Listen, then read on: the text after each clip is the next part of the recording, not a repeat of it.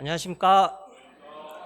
저는 줄량한 파트의 이 보아스 목자입니다. 오늘 보실 말씀은 겟세마네 기도입니다.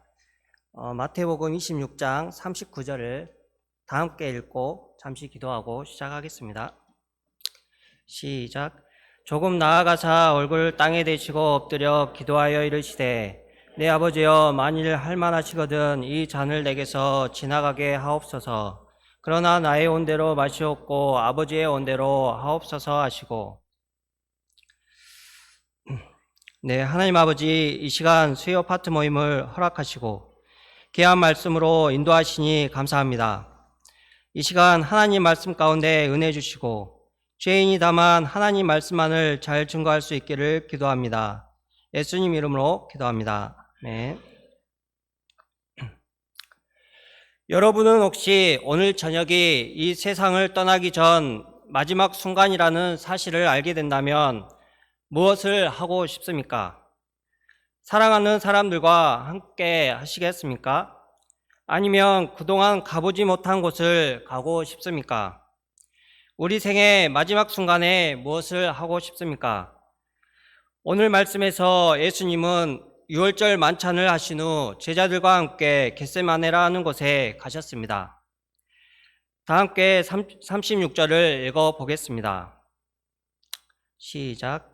이에 예수께서 제자들과 함께 겟세마네라 하는 곳에 이르러 제자들에게 이르시되 내가 저기 가서 기도할 동안에 너희는 여기 앉아 있으라 하시고, 예수님은 철저하게 하나님의 뜻에 순종하며 공생애를 살아오셨지만 그 생애의 마지막 때가 임박했음을 아셨습니다. 그리고 그 마지막 순간을 위해 겟세마네라 하는 곳에 이르러 기도하러 가셨습니다. 겟세마네라 하는 곳은 예수님께서 습관을 쫓아 기도하신 곳입니다. 이렇게 제자들과 함께 겟세마네라 하는 곳에 이르러 예수님은 제자들에게 내가 저기 가서 기도할 동안에 너희는 여기 앉아 있으라 말씀하셨습니다. 이렇게 말씀하시는 예수님의 심정은 어떠했을까요? 다 함께 37, 38절을 읽어보겠습니다. 베드로와 세베대의 두 아들을 데리고 가실새 고민하고 슬퍼하사 이에 말씀하시되 내 마음이 매우 고민하여 죽게 되었으니 너희는 여기 머물러 나와 함께 깨어 있으라 하시고, 예수님은 매우 고민하고 슬퍼하시며 죽게 되었다고 말씀하십니다. 영어 성경에 보면 My soul is overwhelmed with sorrow to the point of death 라고 하였습니다. 내 영혼이 슬픔에 짓눌려서 죽을 지경이라고 하는 것입니다. 예수님은 이제 얼마 후에 십자가를 지셔야 하기 때문에 너무나 마음이 힘이 드셨습니다. 우리들은 아주 간단한 수술을 받으려 해도 얼마나 긴장이 되고 두려운 마음이 듭니까? 조금만 억울한 일을 당해도 얼마나 분하고 힘이 듭니까? 그런데 예수님은 온 인류의 죄를 다 뒤집어 쓰시고 십자가에 못 박혀 죽으셔야만 합니다. 양손과 양발에는 대못이 박히고 십자가에 매달려 물과 피를 다 쏟고 죽어야만 합니다. 온갖 수치와 모욕, 조롱을 다 당하고 처참한 모습으로 숨을 거두어야만 합니다. 자신에게 죄가 있어서 그런 형벌을 당한다면 어쩔 수 없지만 예수님은 아무런 죄가 없지만 죄인들을 위해 이런 죽음을 겪어야 한다고 생각할 때 얼마나 마음이 힘들겠습니까?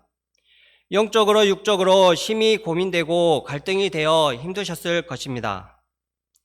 그러나 예수님은 그런 고민과 슬픔을 피하고자 하지 않으셨습니다. 오히려 적극적으로 하나님께 나아가서 기도를 하셨습니다. 39절을 함께 읽어보겠습니다. 시작.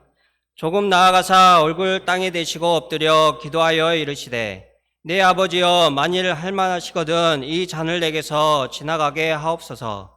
그러나 나의 온대로 마시옵고 아버지의 온대로 하옵소서 하시고, 예수님은 얼굴을 땅에 대고 엎드려 기도하셨습니다. 이는 하나님께 대한 온전한 복종을 의미합니다. 예수님은 마음이 힘들고 어렵지만 어찌하든지 주님의 뜻에 복종하고자 몸부림치며 투쟁하셨습니다. 겟세마네라는 기름을 짜는 틀이라는 뜻입니다. 예수님은 기름을 짜내듯 심령을 쥐어짜며 하나님께 기도하셨습니다. 누가복음 22장 44절에 보면 예수님이 얼마나 간절히 기도하셨는지 그 땀이 땅에 떨어지는 핏방울같이 되더라고 하였습니다. 예수님은 자신의 모든 마음을 다 쏟아부어 기도하신 것입니다. 우리도 세상을 살아가다 보면 예수님과 동일한 고통과 갈등, 동일한 번민과 슬픔은 아닐지라도 스스로는 도저히 감당할 수 없는 스트레스와 영혼의 무거운 고통과 번민에 직면할 때가 있습니다. 학생들은 학과 전공 공부와 불투명한 장래 문제로 마음이 무거울 때가 있습니다. 취업은 했지만 나이가 찬 목사님들은 결혼 문제가 고민이 됩니다. 학사 목사님들은 직장의 과중한 업무로 인한 압박감, 불안한 고용 환경에서 생계를 책임져야 하는 무거운 책임감이 마음을 짓누를 때가 있습니다. 또 목자님들은 주님이 맡기신 양들을 감당해야 하는 영혼의 무거운 책임감과 고통을 느낄 때가 있습니다. 대개 이렇게 어렵고 힘든 문제를 만날 때 우리는 어떻게 합니까? 평소에 하던 대로 습관대로 하기 쉽습니다. 조금만 힘들면 잠을 자던 사람은 힘든 문제를 만나면 잠을 자게 됩니다. 영화나 게임을 통해서 스트레스를 풀던 사람은 힘든 일이 있으면 그곳을 먼저 찾게 됩니다. 이 사람 저 사람을 찾아다니며 인간적인 위로를 구하는 사람은 어려운 일을 만나면 사람들의 동정을 찾아가기 쉽습니다. 그러나 잠이나 영화나 인간적인 위로는 우리의 근본 문제를 해결해 줄 수 없습니다. 바로 힘든 문제를 들고 하나님 앞에 나아가야 합니다. 그리고 힘들 때 바로 하나님께 나아가기 위해서는 습관을 쫓아 기도하는 겟세마네 동산이 있어야 합니다. 그럴 때 우리는 이곳으로 나아갈 수 있습니다. 사람들은 흔히들 어렵고 힘들면 누구나 다 하나님께 나아가 기도한다고 합니다. 그러나 정작 기도하는 습관이 돼 있지 않으면 어려운 일을 만나도 하나님께 나아가 기도할 수 없습니다. 성경에서 사울은 사무엘이 죽고 난 후 블레셋 군대가 이스라엘을 추고자 수넴에 진을 쳤을 때 두려움에 사로잡혔습니다. 그러나 사울은 신하들을 보내서 신접한 여인에게 가서 물으라고 하였습니다. 사울이 평소에 하나님께 나아가는 겟세마네 동산이 있었다면 신접한 여인을 찾지 않았을 것입니다. 그러나 사울은 평소에 하나님께 나아가 기도하지 않았습니다. 그럴 때 아무런 능력도 없는 신접한 여인을 찾아가는 어리석은 행동을 하게 된 것입니다. 결국 사울은 블레셋에게 대패하여 죽게 되었습니다. 그러나 다니엘은 어떠합니까? 다니엘은 다리오 왕 외에 다른 신에게 절을 하면 사자굴에 던져 넣겠다는 금령을 듣고도 집에 돌아와 전에 하던 대로 예루살렘을 향해 기도하였습니다. 그럴 때 하나님은 다니엘을 사자굴에서 건져내시고 더 형통한 인생을 살도록 축복해 주셨습니다. 이와 같이 우리도 습관적으로 나아가 기도하는 겟세마네 동산이 있어야 하겠습니다. 그렇지 않으면 어려울 때 하나님 앞에 나아가 기도할 수 없습니다. 우리는 날마다 새벽 겟세마네 기도 동산에 오를 수 있습니다. 퇴근길 겟세마네 동산에 오를 수 있습니다. 금요 심야 겟세마네 동산에 오를 수 있습니다. 저희가 습관적으로 겟세마네 동산에 올라 기도함으로 환난과 어려울 때 하나님께 나아가는 자들이 될 수 있기를 기도합니다. 그럼 겟세마네 동산에서 예수님은 어떻게 기도하셨습니까?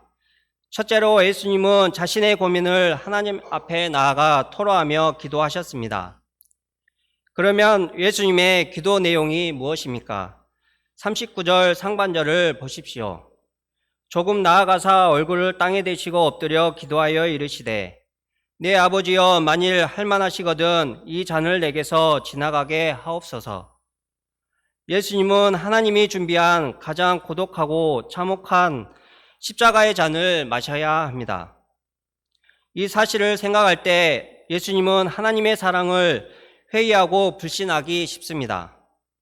그러나 예수님은 그런 상황에서도 사랑하고 신뢰하는 부모를 부르는 어린아이처럼 하나님을 내 아버지여, my father이라고 부르고 있습니다.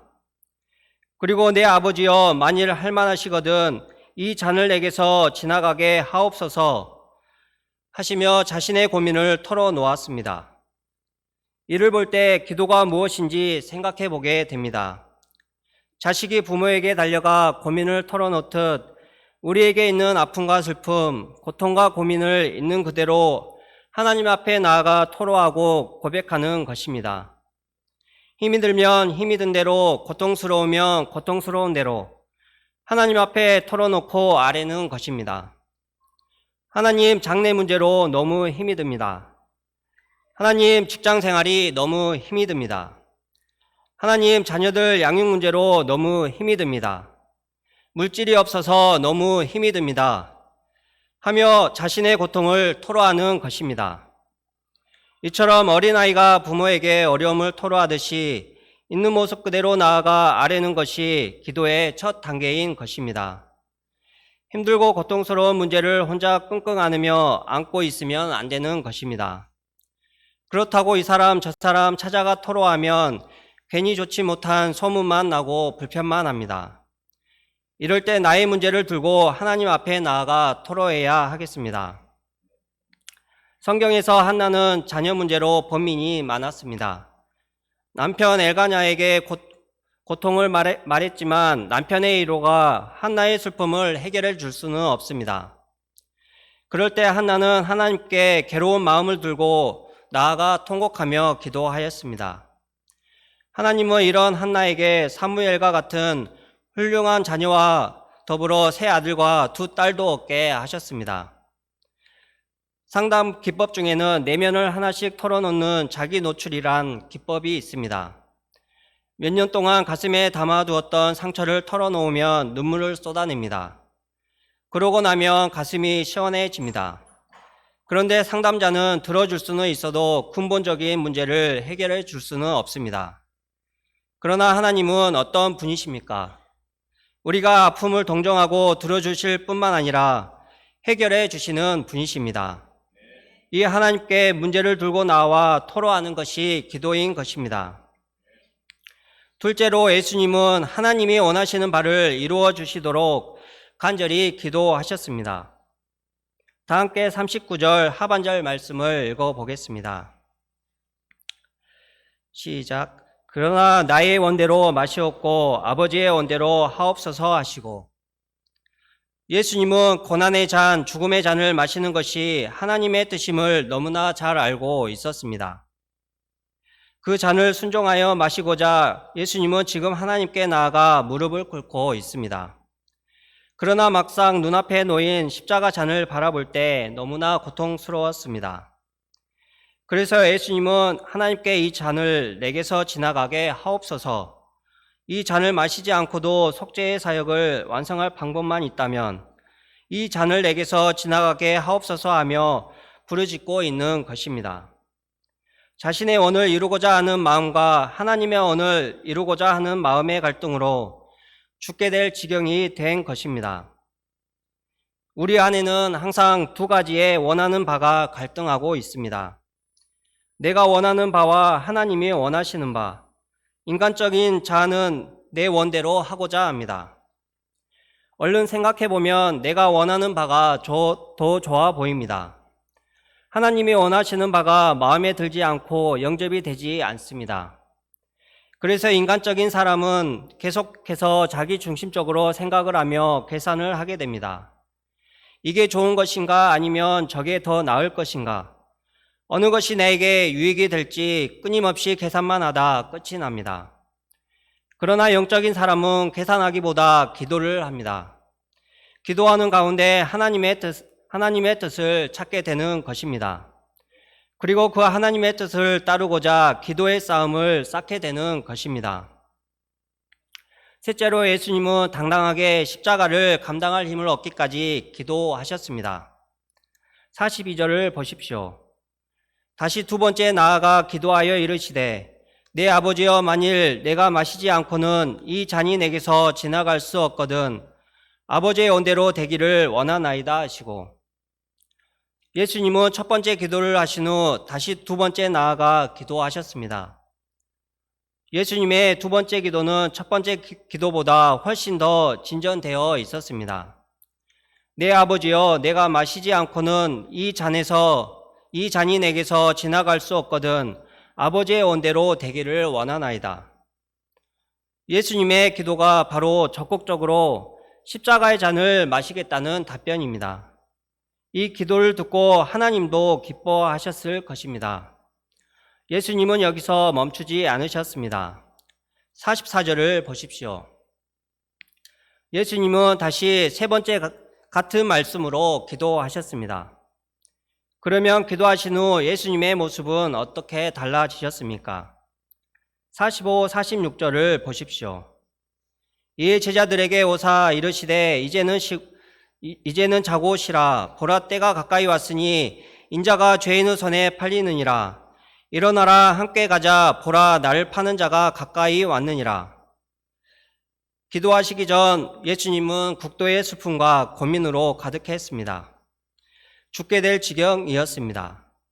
그러나 지금의 모습은 완전히 달라지셨습니다. 마치 전쟁에서 승리하여 승전가를 부르는 것 같습니다. 어떻게 이렇게 반전이 될 수 있습니까? 그것은 바로 기도 때문인 것입니다.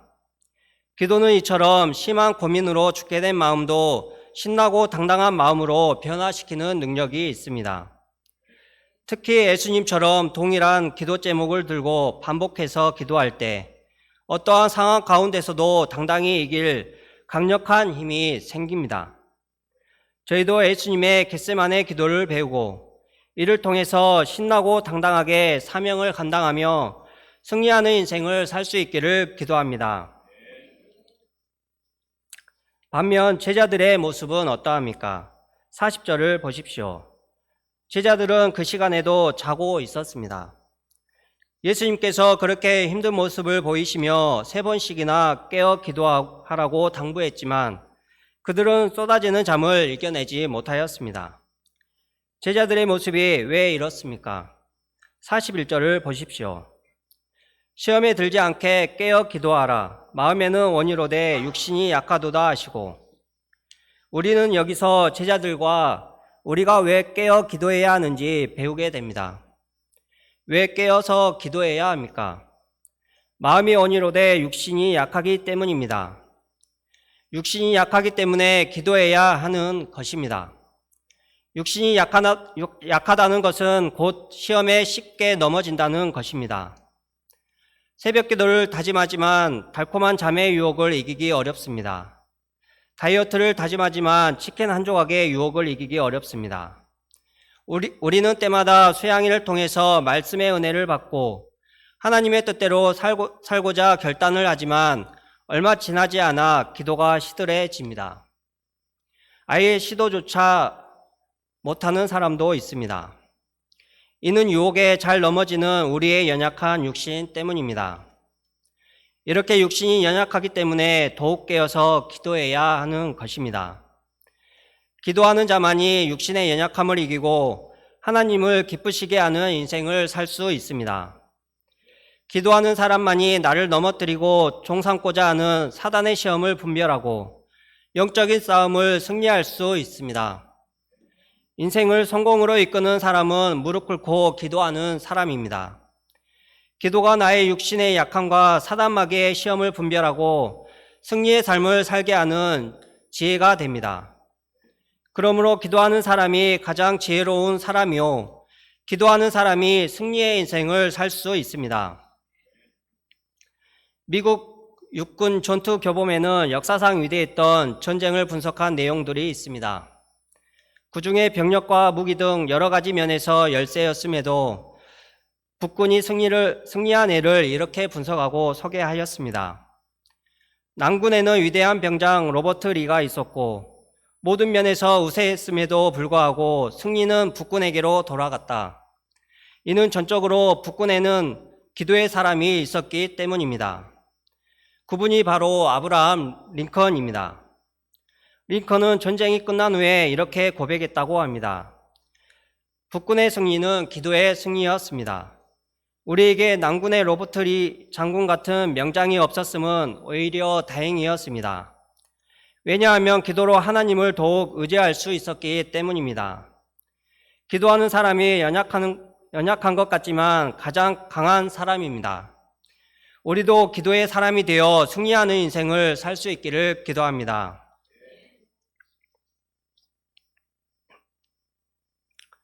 죄인도 말씀을 준비하며 깨어 기도하지 않을 때 얼마나 말씀을 감당하는 것조차 어려운 것인지 깨닫게 되었습니다. 직장에서는 과중한 업무와 상사와 동료 관계에 오는 스트레스로 인해 버거울 때가 많습니다. 가정에서는 가정 복음화와 양가 복음화를 위해 깊이 기도하고 늘 깨어서 도전해야 하지만 연약한 자신의 모습으로 인해 본이 되지 못합니다. 모임에서는 게으르고 이기적인 나의 모습으로 인해 유해 목자로서 한 양을 돕고 섬길 만한 내면성과 역량이 부족해 보입니다. 오늘 말씀과 같이 깨어 기도하지 않을 때 나의 모습은 꼭 제자들의 모습과도 같습니다. 매번 새벽을 깨워 양식을 먹고 하루를 시작하고자 하지만 잠의 유혹을 이기기 어렵습니다. 나의 의지와 노력으로는 분명 한계가 있습니다. 죄인이 이럴 때일수록 더욱 하나님 앞에 무릎 꿇고 나아가 겟세마네 동산에 올라 기도하는 자가 될 수 있기를 기도합니다. 다만 기도할 때 나의 뜻이 아니라 하나님의 뜻을 구하고 이를 위해서 감당할 힘을 얻기까지 간절히 기도하는 자가 될 수 있기를 기도합니다.